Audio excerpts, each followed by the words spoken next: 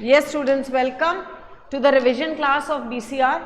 ठीक है, और यहाँ पे हम अपने बीसीआर के सिलेबस को शॉर्ट में बट यस ब्रीफ में बट पूरा कंप्लीट रिवाइज करेंगे एक बार।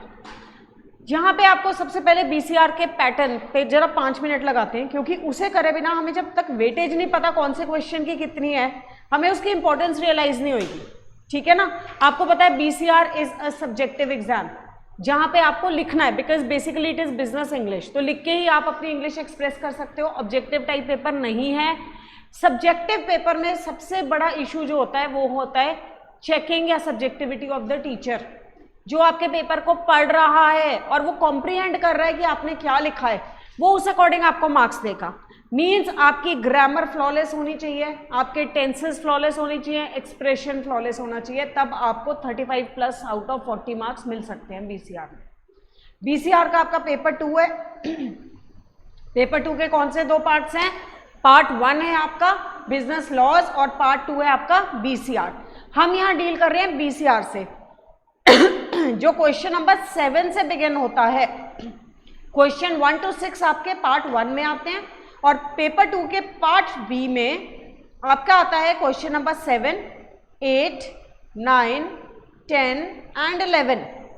यहां पे एक बात ध्यान रखनी है कि क्वेश्चन 7 आपका एक कंपल्सरी क्वेश्चन है 10 मार्क्स का। बहुत बहुत इंपॉर्टेंट है ये, 10 नंबर। ये 2 पार्ट में डिवाइडेड है।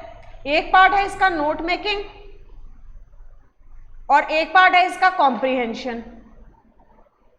5-5 मार्क्स में आएंगे, ये दोनों करने जरूरी है। जब आपने ये कर लिया, आपके पास बचते हैं 4 क्वेश्चन, ये भी 10 मार्क ईच हैं, लेकिन क्वेश्चन 4 है, यहाँ आपको चॉइस है एनी 3। और बेस्ट तरीका ऑप्ट करने का है राइटिंग सेक्शन पढ़ो, क्योंकि हर क्वेश्चन की वेटेज सेम है। हर क्वेश्चन में, इन सब में 3 मार्क्स का पहला एक पार्ट आएगा, पार्ट ए 3 मार्क्स का, जो है आपका vocab plus grammar. Active passive हो गए, टेंसेस हो गए, वोकैबुलरी, सिनोनिम, एंटोनिम हो गए, 3 नंबर की हर एक में आनी है। मतलब आपने 3 क्वेश्चन अटेम्प्ट करे तो टोटल वोकैब आपकी हो गई 9 मार्क्स की। 9 नंबर की आपकी वोकैबुलरी और ग्रामर है। पार्ट ए और बी में यही डिवाइड होके आते हैं। पार्ट सी होता है राइटिंग पार्ट, इसमें एक पार्ट और होता है। पार्ट बी में ये डिवाइड होते हैं। एक आता है क्वेश्चन कम्युनिकेशन चैप्टर, ये आपका आना है 2 मार्क्स का। तो 3 into 2 6 नंबर की आपका चैप्टर आना है कम्युनिकेशन, जो करना ही करना है। जो भी क्वेश्चन ऑप्ट करोगे 2 नंबर का कम्युनिकेशन उसमें करना ही करना है। 3 मार्क्स की हो गई ग्रामर और वोकैब। 3 + 6 कितने बन गए? 9 हो गए अब तक। ठीक है, और एक आपका ये 3 + 2 5 हो गए। और राइटिंग सेक्शन आपका 5 मार्क्स का है। राइटिंग सेक्शन में बेसिकली क्या है स्टूडेंट्स, यहाँ पे जितने राइटिंग है ना, कोई फिक्स पैटर्न नहीं है। किसी भी क्वेश्चन में या तो आर्टिकल आएगा या आएगा आपका रिपोर्ट राइटिंग, लेटर, ईमेल, प्रीसी, ये सारे आएंगे। क्वेश्चन 8 में एक श्योरिटी होती है, इसमें आपकी प्रीसी राइटिंग आती है।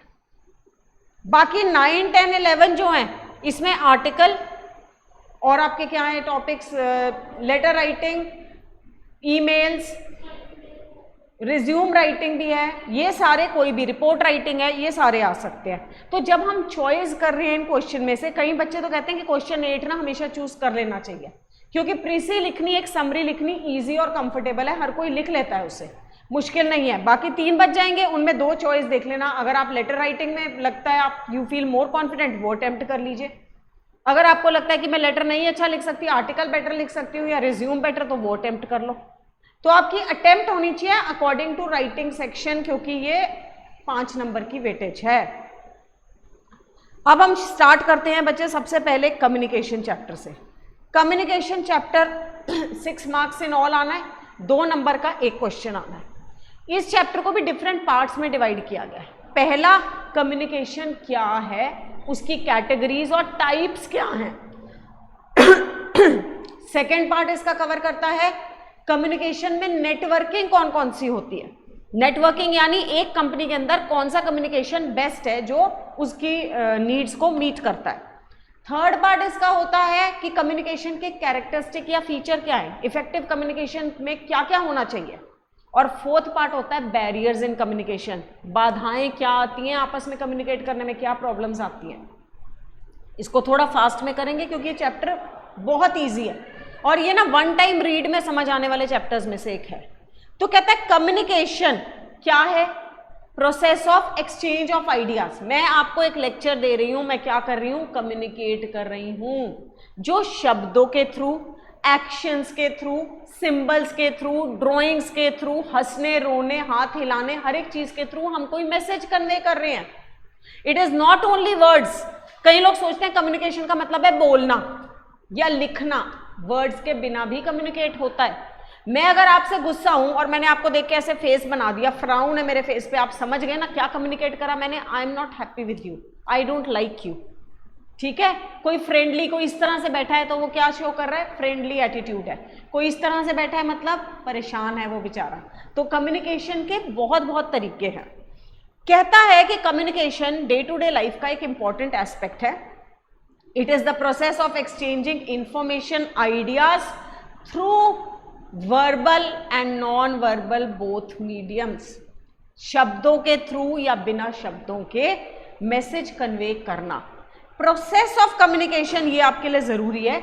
इसमें होता है एक सेंडर बोलने वाला और एक होता है सुनने वाला लिसनर।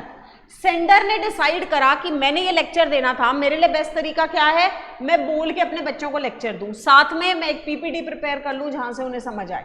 तो मैंने वर्ड्स को और विजुअल मीडिया को कंबाइन करके क्या करा, एक मीडियम चूज करा। मीडियम यानी या वर्बल, नॉन वर्बल, विजुअल, ये मीडियम्स होते हैं अलग अलग। मैंने इनकोड करा एक मैसेज, अपने लेक्चर को पूरा वर्ड्स में फॉर्म करना इज इनकोडिंग।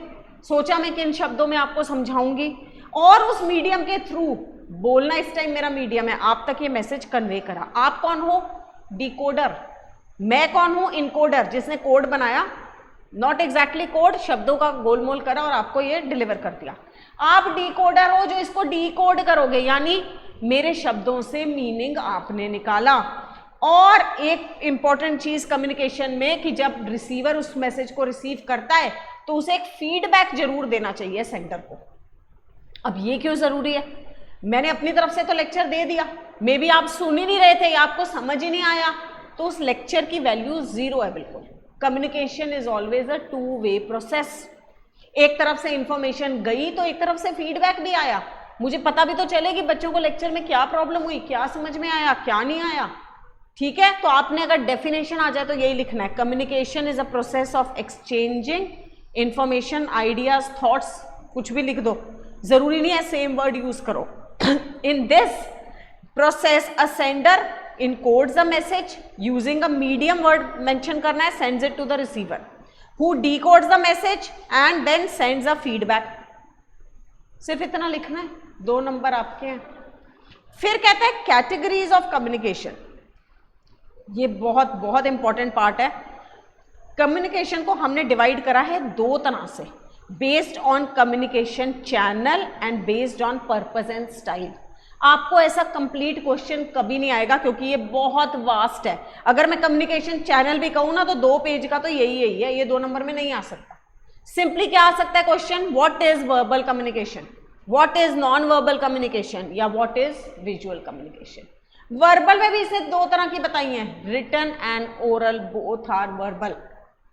हमें क्या लगता है कि वर्बल का मतलब क्या है, बोलना, वर्ड्स यूज करना ना, लेकिन रिटन कम्युनिकेशन भी वर्बल है क्योंकि शब्द उसमें भी इस्तेमाल हो रहे हैं। वर्बल कम्युनिकेशन, बहुत बार क्वेश्चन आया हुआ है, define verbal communication.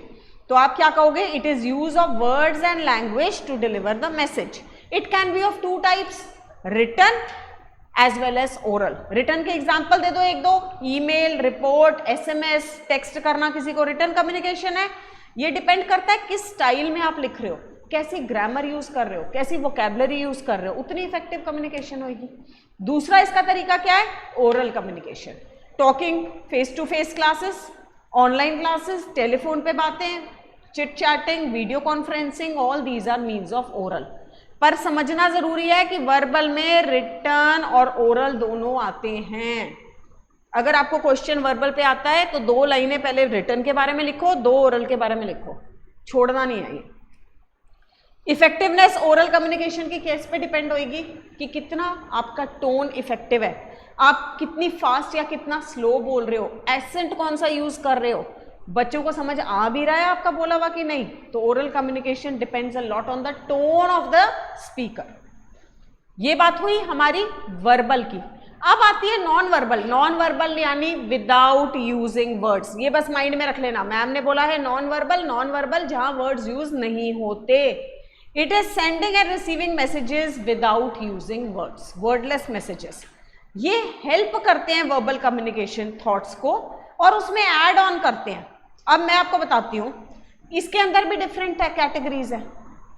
Non verbal में ज्यादा कैटेगराइज करा है। वर्बल को किस दो में करा, written and oral. Non verbal को करा physical, paralanguage, aesthetic, appearance, symbols. 5 तरह की नॉन वर्बल कम्युनिकेशन होती है। देखो वर्बल से भी ज्यादा ही है। फिजिकल का मतलब क्या होता है, जब हम फिजिकल एजुकेशन कहते हैं बॉडी को फिट रखना, तो फिजिकल है regarding your body. An individuals body language, that is उसके फेस के एक्सप्रेशन, जेस्चर्स। मैं हंस रही हूं, क्या कन्वे कर रहा है, मैं खुश हूं। अगर मैंने जेस्चर करा ऐसे करके बैठी हूं यानी मैं किसी बात पे नाराज हूं या मैं एटीट्यूड शो कर रही हूं, तो आपकी जेस्चर्स जो हैं यहां पे इंक्लूड कर देना बेटा, फेस के एक्सप्रेशन, जेस्चर्स, टच।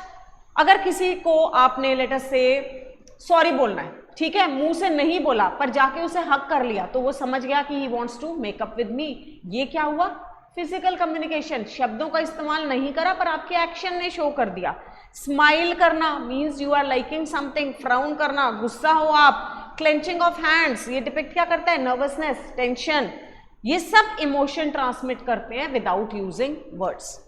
फिजिकल पे अकेले भी 2 नंबर का क्वेश्चन आया हुआ है, तो यहां पे कोई एग्जाम्पल डाल के आप इस चीज को लिख सकते हो। Example, a smile on a face shows that a person is happy, और बाकी मेंशन कर दो किन किन चीजें फिजिकल में इन्वॉल्व है। पैरा लैंग्वेज, अगेन 2 मार्क्स में ये आया हुआ है। पैरा लैंग्वेज का मतलब है लैंग्वेज तो यूज करी लेकिन लैंग्वेज से ज्यादा जो टोन थी बोलने की वो इफेक्ट कर गई। Para language means parallel to language. मैंने आपको बोला, आपने कोई नई ड्रेस पहनी, ठीक है, बड़ी ब्राइट से कलर्स थे, मुझे शायद अच्छी नहीं लगी, मुझे हंसी आई देखकर, आपको बड़ी कॉमिक सी लगी, तो मैंने आपको सुनाने के लिए क्या बोला, वाह यार आज तो तू बहुत ज्यादा स्मार्ट लग रहा है। ठीक है, सुनाने में वर्ड्स क्या यूज हुए, वर्ड्स तो कन्वे कर रहे हैं कि तू स्मार्ट लग रहा है, पर मेरी टोन क्या कन्वे कर रही है कि मैं आपका मजाक उड़ा रही हूं। आप समझ गए, यहां पे वर्ड से ज्यादा अहमियत किसकी थी, जिस टोन में बात बोली गई। ठीक है, सो द वे यू से something more than the words used, यही वर्डिंग अपने रखना। Show the intent of the message, message की इंटेंशन क्या थी। वॉइस क्वालिटी, कई बार तो होता है हम किसी बात पे स्ट्रेस कर रहे हैं तो पता लग रहा है इस चीज पे फोकस ज्यादा है। अगर मैंने कहा बेटा ये कम्युनिकेशन वाला चैप्टर 2 मार्क्स में आएगा, तो मेरा स्ट्रेस आप समझ गए नंबर पे ज्यादा है। मैंने ये नहीं कहा कि मार्क्स की इंपॉर्टेंस है, पर आप समझ गए मैम बार बार 2 मार्क्स पे स्ट्रेस करके क्यों बोल रहे हैं, उस चीज की इंपॉर्टेंस ज्यादा है। तो जिस टोन में आप बोलते हो while speaking, it communicates more than the actual words which are used.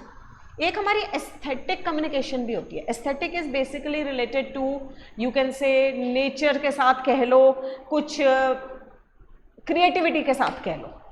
अब अगर आप देखते हो कई बार किसी टेम्पल में जाओ, स्कल्पचर्स बने हुए होते हैं, उनको देखकर आप क्या समझ जाओगे, उनकी मुद्राओं से या उन जो एक्शन बनाए हुए हैं कि ये क्या डिपिक्ट करना चाह रहा है। पेंटिंग, डांस, इसमें एग्जांपल मैं आपको देती हूँ माइम। अगर आपने कभी माइम देखी हो, उसमें लोग बोलते नहीं हैं, उनके फेसेस कलर्ड होते हैं, कलर्ड नहीं इनफैक्ट वाइट कलर्ड होते हैं, और वो खाली लिपसिंग या कई बार लिपसिंग भी नहीं करते, पीछे सिर्फ हल्का सा म्यूजिक चल रहा होता है, लेकिन उनके एक्शन और उनके फेस का एक्सप्रेशन जो होता है ना, वो पूरी की पूरी 30 मिनट की स्टोरी आपको समझा जाते हैं। 30 to 40 मिनट, 1 आवर की भी माइम होती है, बिना बोले। कैसे समझा गए, क्योंकि वो एक डांस फॉर्म, वो एक आर्ट फॉर्म है। ऐसे ही डांस के थ्रू एक कला है जिसके थ्रू बहुत कुछ कहा जा सकता है। म्यूजिक हो गया, पेंटिंग हो गई। मैंने एक पेंटिंग दिखाई जिसमें मैंने सब तरफ क्या दिखाया, ग्रीनरी ग्रीनरी है, और एक लड़की पेड़ के नीचे बैठी है और अकेली है। उसको देखकर आप क्या समझे कि ये सीन दिखा रहे हैं ऑफ लोनलीनेस। है ना, अ पर्सन बीइंग सॉलिटरी। तो बहुत बार हमारे पेंटिंग्स, हमारा म्यूजिक, हमारा लिखे हुए शब्द नहीं, हमारे डांस फॉर्म ये डिपिक्ट कर देता है हमारे व्यूज को, आइडियाज को, हमें कहने की जरूरत नहीं पड़ती, ये भी कम्युनिकेशन ही है। और कम्युनिकेशन में आता है जी आपका अपीयरेंस। हम कहते हैं ना first impression is the last impression. जो आपका अपीयरेंस है, बंदा आपके बारे में वही सोचता है। एक decently well groomed person class में एंटर करा, आप देखते कहोगे यार ये लगता है अच्छी फैमिली को बिलोंग करता है, अच्छे कपड़े पहने हुए हैं, पहली बात ये पता लग रहा है। दूसरा क्या है, बाल बूल ठीक से बाए हुए हैं, लगता है यार पढ़ने एकदम देखते नहीं कह देते बड़ा पढ़ाकू लगता है। क्या उसके ऊपर लेबल रखा हुआ है पढ़ाकू? नहीं लगा हुआ ना, फिर कैसे पता चल जाता है? क्योंकि उसकी अपीयरेंस, मे बी उसने स्पेक्स पहने हैं, मे बी बेचारे के बाल बूल बड़े तेल तूल लगाया हुआ है ना, और डिसेंट से कपड़े पहने हुए हैं, फंकी से नहीं पहने, तो आपने कहा तो बिल्कुल स्टूडियस टाइप लगता है। एक बच्चा क्लास में आया, बाल बूल जेल लगाए हुए हैं, स्पाइक्स करे हुए हैं, शॉर्ट्स पहन के, टी शर्ट ओपन आ रहा है, कहोगे ये तो पढ़ने वाला लगता ही नहीं, बेचारा जितना मर्जी पढ़ाकू हो। आपका इंप्रेशन क्या पड़ा अपीयरेंस से? मैसेज क्या कन्वे हुआ आप तक कि ये बच्चा तो मस्ती टाइप वाला है, ये पढ़ेगा नहीं। तो appearance also makes a lot of impression. तभी अपीयरेंस में एमएनसीज में देखो ड्रेस कोड क्यों रखा जाता है कि एक प्रॉपर अपीयरेंस जो होगी ना तो लगेगा ये स्टाफ है, ठीक है। कुछ सिंबल्स भी होते हैं बेटे related to religion, status, ego. Symbols कैसे?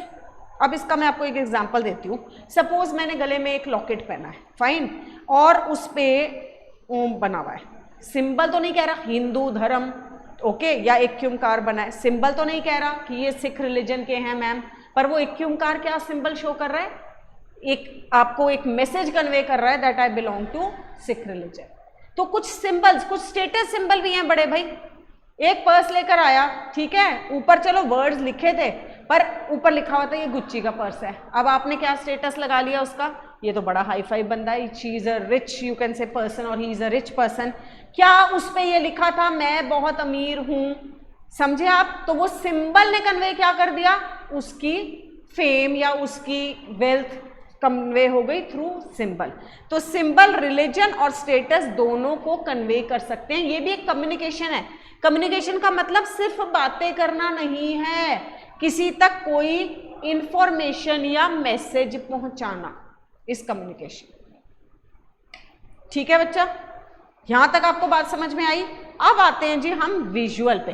तीन तरह करी हमने, कौन कौन सी करी? फॉर्मल नहीं, हमने करी अभी वर्बल, नॉन वर्बल और विजुअल।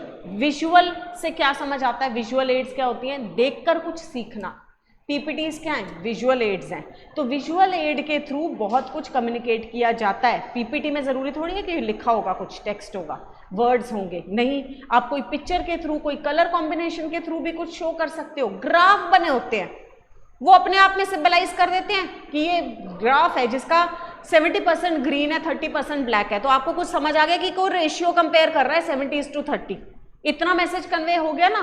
तो जनरली विजुअल एड करते हैं, मदद करते हैं रिटर्न कम्युनिकेशन की। बट अकेले भी कई बार विजुअल कम्युनिकेशन अपने आप में बहुत होती है। अब विजुअल कम्युनिकेशन, एक होर्डिंग लगी है, बड़ा सा बोर्ड लगा है, उसमें अर्थ बना हुआ है, ठीक है, और अर्थ पूरा दिखा रखा है कि ग्रीन, आधा ग्रीन है और आधा ब्लैक है, और चिमनीज हैं जो बाहर फ्यूम्स एमिट कर रही हैं। तो लिखा कुछ भी नहीं था उस पर आप देखकर क्या समझे? कुछ ग्लोबल वार्मिंग के बारे में हमें संदेश दिया जा रहा है। These are all visuals, charts, graphs, pictures, all these come in visual communication. ये सारी कम्युनिकेशन किस बेसिस पे करी हमने? आपको ये हेडिंग पता होनी बहुत जरूरी है। ये सारी हमने करी है under the topic of based on communication channel. Communication channel पे भी बेस करके तीन तरह डिवाइड हो सकती है, और पर्पस और स्टाइल पे बेस करके दो तरह से डिवाइड होती है, फॉर्मल और इनफॉर्मल। पर्पस एंड स्टाइल के बेस पे इसे देखते हैं जी फटाफट। पर्पस एंड स्टाइल के बेस पे कैसी है? Formal communication. फॉर्मल का मतलब जो चीज़ एक लहजे में करी जाए, लॉज के अकॉर्डिंग एक डिसिप्लिन्ड वे में करी जाए। जैसे हम लेटर राइटिंग करते थे, अगर सबसे पहले आप ध्यान लगाओ, फॉर्मल लेटर होते थे, किसी प्रिंसिपल को लिखना है, किसी अथॉरिटी को लिखना है। इनफॉर्मल होता था, फ्रेंड को लिखना है, रिलेटिव को लिखना है, तो इनफॉर्मल हो गया। फॉर्मल कम्युनिकेशन के क्या तरीके हैं? Vertical, horizontal, diagonal. Formal communication एक ऑफिस एनवायरनमेंट में हो रही है, वहां पे आप informal words, informal tone use नहीं कर सकते। यहां पे पर ये 3 कम्युनिकेशन, यहां स्टार लगा लो बेशक, ये बहुत इंपॉर्टेंट क्वेश्चन है। कई बार खाली आया हुआ है comparison between vertical and horizontal, कई बार आया व्हाट इज फॉर्मल कम्युनिकेशन, और कई बार ऐसे भी आया हुआ एक्सप्लेन वर्टिकल कम्युनिकेशन। किसी भी तरह से आ सकता है, मार्क्स 2 ही हैं, उतनी ही डिटेलिंग देनी है अकॉर्डिंग टू 2 मार्क्स। अगर आ जाता है what do you mean by formal communication, तो आप बताओगे it is according to fixed rules and regulations there are 3 type, vertical, horizontal, diagonal। फर्क कुछ नहीं है बच्चे, वर्टिकल है, ये होता है ना डायरेक्शन वर्टिकल, और ये डायरेक्शन होता है हॉरिजॉन्टल। तो वर्टिकल कम्युनिकेशन क्या था? ऊपर नीचे हो रही है, किसके बीच में? एक सीनियर है और नीचे उसके एक जूनियर है, ठीक है। यानी में ये तो था मैनेजर, मैनेजर ने किससे कम्युनिकेट करा? सुपरवाइजर से। इंस्ट्रक्शंस देगा ना, ऑर्डर और instruction pass down and feedback goes up. तो इसने इंस्ट्रक्शन दी सुपरवाइजर को, सुपरवाइजर ने रिजल्टेंटली फीडबैक इंस्ट्रक्शन दी कि आज ये 40 जो बैग्स हैं या कार्टन्स हैं ये पैक हो जाने चाहिए। सुपरवाइजर ने एंड में फीडबैक दिया कि उसमें से 40 के 40 आज रात तक 8 बजे तक पैक हो गए हैं। तो information, you can say command flows down and feedback goes up. ये बस आपकी वर्टिकल कम्युनिकेशन है। Data is collected, flows up to the top level for review and decision making. Top level किस लिए गया? फीडबैक के लिए या डिसीजन मेकिंग करनी है। लेकिन इंस्ट्रक्शन और ऑर्डर्स नीचे जाएंगे टू द सबऑर्डिनेट। एक हाई लेवल है, एक लो लेवल है, लेकिन हॉरिजॉन्टल में क्या फर्क है? दोनों का लेवल सेम है। अगर ये मैनेजर है तो ये भी मैनेजर है। इसमें क्या बेनिफिट होगा कि कोई किसी को इंस्ट्रक्शन या ऑर्डर नहीं दे रहा, ओपन कम्युनिकेशन है। मैंने आपसे बात कही, आपने मुझे साथ के साथ रिप्लाई दे दिया, क्योंकि लेवल सेम है ना। एक ऑफिस में हिरार्की वर्ड आपने सुना होगा, high to low level. Let's say CEO है, उसके नीचे डायरेक्टर है, उसके नीचे मैनेजर है, उसके नीचे सुपरवाइजर है। तो ये तो हिरार्की में हुई वर्टिकल। लेकिन हॉरिजॉन्टल कैसे हुई? People at same level. Let's say एक एचआर का मैनेजर था, एक फाइनेंस का था, दोनों की मैनेजर वाली डेजिग्नेशन है, आपस में कम्युनिकेट करी जाए। This is a horizontal communication at same level. इसका साथ में ऐसे रफ सा डायग्राम भी बना दिया, क्रॉसस्टिक डायग्राम। डायगोनल क्या है? ये है इन दोनों का मिक्सचर। ये क्या होती है? अब यहां पे सुपरवाइजर मैनेजर था, मैनेजर ऑफ लेटर से एचआर, यहां पे था मैनेजर ऑफ फाइनेंस। यहां पे इसका सुपरवाइजर है, यहां पे इसका सुपरवाइजर है। डायगोनल कहता क्रॉस भी बात हो सकती है, यानी सुपरवाइजर जो है फाइनेंस डिपार्टमेंट का, वो एचआर के मैनेजर से भी बात कर सकता है और इसका मैनेजर इससे भी। क्रॉस मींस इंटर डिपार्टमेंट भी बातें चल सकती हैं। डिफरेंट लेवल ऑफ ऑर्गेनाइजेशन में भी आपस में बातें हो सकती हैं अक्रॉस डिफरेंट डिपार्टमेंट्स। ये वर्टिकल और हॉरिजॉन्टल का एक तरह से कॉम्बिनेशन हो गया आपका diagonal. Diagonal is criss cross. ये तीनों क्या है? फॉर्मल है। अब डिपेंड करता है आपके वर्क एटमॉस्फेयर पे कैसी जरूरत है, आप उसके अकॉर्डिंग वैसी कम्युनिकेशन रखोगे। फिर जी कहता है ये फॉर्मल में, इसने और क्या डायगोनल में बताई है एक बात, देखते हैं यहाँ पे। कहता है diagonal is common in large organization. बड़ी ऑर्गेनाइजेशन है, वहां 1 to 1 वाला काम नहीं चल सकता। मेरे 10 डिपार्टमेंट हैं, अब हर एक का मैनेजर सुपरवाइजर से बात करे, वो अगले सुपरवाइजर से करे, वो उसके नहीं चल सकता। तो इंटरकनेक्शन, इजी एक्सेसिबिलिटी के लिए डायगोनल कम्युनिकेशन होती है। क्योंकि यहाँ पे डायरेक्ट कम्युनिकेशन है ना, तो डिस्टॉर्शन नहीं तो क्या होगा, अगर इनडायरेक्टली हमने किसी को बात कन्वे करी तो बात कुछ की कुछ बन जाएगी, मिस इंटरप्रिटेशन हो सकती है। फिर कहता है ये इनफॉर्मल कम्युनिकेशन। इनफॉर्मल कम्युनिकेशन है अनऑफिशियल। फिर ऑफिस में कैसे होगी? इनफॉर्मल का तो मतलब था फ्रेंड्स रिलेटिव से करना। अब आप ऑफिस टाइम में 24 घंटे काम नहीं कर रहे हो, है ना। क्या होता है बेटा, एट टाइम्स ऑफिस में ब्रेक हुई, ट्रिप पे गए, तो क्या होती है, आपस में बच्चों की, स्टूडेंट्स की और टीचर्स की टोन, एटमॉस्फेयर अलग ही बिल्डअप हो जाता है। वहाँ हम फ्रेंडली हो जाते हैं, क्लास में बच्चे चुप बैठे हैं, दुबके हुए हैं टीचर से, वहाँ जाके टीचर से बड़े फ्रेंडली सारी बातें डिस्कस करते हैं। या इनफॉर्मल कम्युनिकेशन हो सकती है कोलीग्स के बीच में। अब जब हम ऑफिशियली आते हैं तो हम यहाँ पे टीच कर रहे हैं, ठीक है, मिले आपस में, hello hi good morning, formal way में बिहेव करते हैं। बट अगर सपोज ब्रेक टाइम है, एक स्टाफ रूम है, वहाँ 10 टीचर बैठे हैं, तो वो गॉसिप भी करेंगे, थोड़ी बहुत बॉस की बैकबाइटिंग भी करेंगे, है ना, इधर उधर की बातें भी करेंगे, अपने इश्यूज, घर के भी प्रॉब्लम्स डिस्कस कर सकते हैं। कहता है ये हो तो ऑफिस में रही है, लेकिन क्या है, informal communication. This is also a part of communication in the office. खाली ऑफिशियल ही कम्युनिकेशन सारे टाइम नहीं होती, अनऑफिशियल इनफॉर्मल भी होती है। It is friendly and unofficial, between friends, family, neighbour तो होती है, but it is also in an office. Office में इसको एक नाम दिया गया है, ग्रेप वाइन कम्युनिकेशन। ये आई थिंक आपके टेक्स्ट में लिखा हुआ होगा।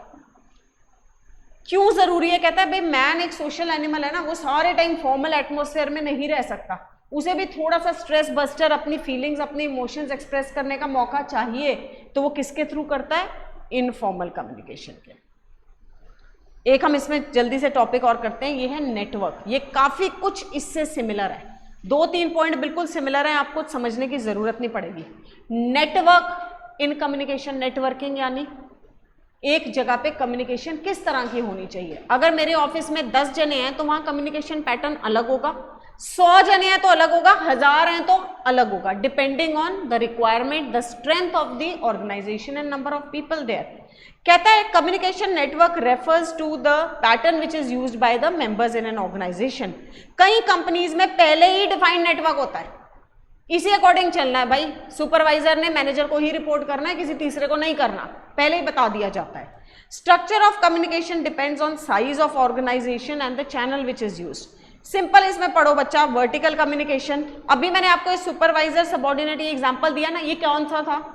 पहले वर्टिकल करा था, सेम है, कोई भी बदलाव नहीं है। एक कंपनी जहां पे बहुत कम लोग हैं, 5 ही खाली हेड हैं, नीचे काम करने वाले 10 बंदे हैं, तो वो क्या फॉलो करेगा? 1-to-1 interaction.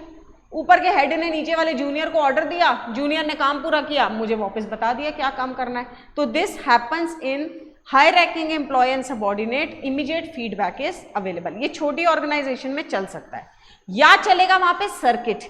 This is another word for horizontal, same है। देखो सिर्फ ये ऊपर ए भी ऐसे बने, मैंने ऐसे बना दिया था और ऐसे कम्युनिकेट करा था। सेम लेवल पे हिरार्की के जो होते हैं, they communicate by sending and receiving messages and feedback, they form a channel.